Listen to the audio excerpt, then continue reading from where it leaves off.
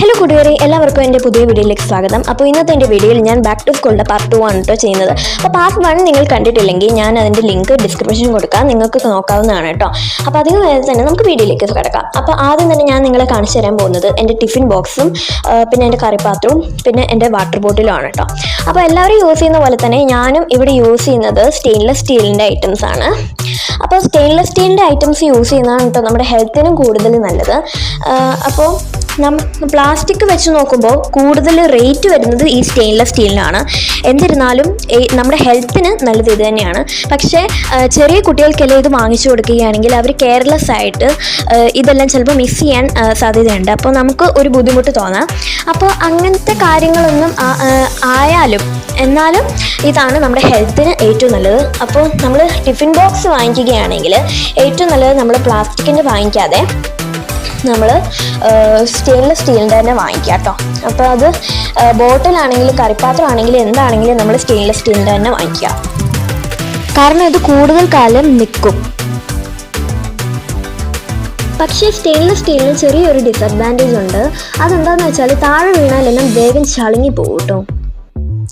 ഇനിയിപ്പോൾ നമ്മൾ അടുത്തതായിട്ട് നോക്കാൻ പോകുന്നത് എൻ്റെ ഷൂസാണ് കേട്ടോ.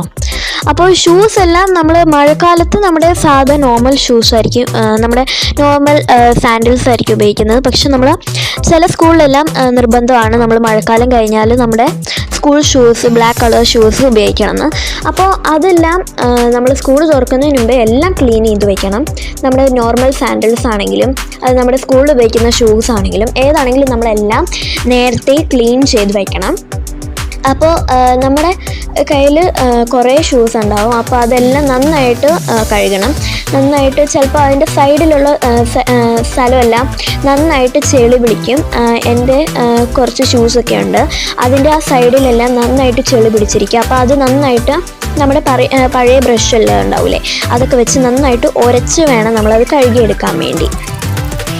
പിന്നെ വേറൊരു കാര്യം എന്താണെന്ന് വെച്ചാൽ നമ്മൾ ഉണക്കുന്ന സമയത്ത് ഇത് നന്നായിട്ട് ഉണക്കിയെടുക്കണം, അല്ലെങ്കിൽ ഒരു ബാഡ് സ്മെല്ല് വരും കേട്ടോ.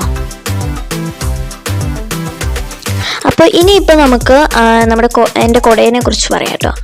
അപ്പോൾ ഞാൻ യൂസ് ചെയ്യുന്നത് പോപ്പയുടെ വലിയ കുടയാണ് കേട്ടോ.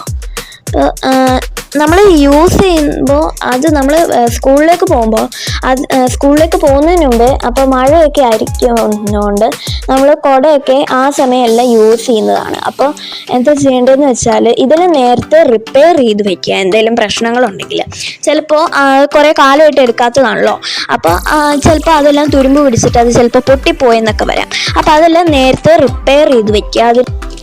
അതിൻ്റെ കൂടെ തന്നെ നിങ്ങൾ വലിയ ക്ലാസ്സിലേക്ക് മാറുമ്പോൾ നിങ്ങൾ കുട മാറ്റണം. നിങ്ങൾ ചെറിയ കുടയൊന്നും വെച്ച് നടക്കരുത്.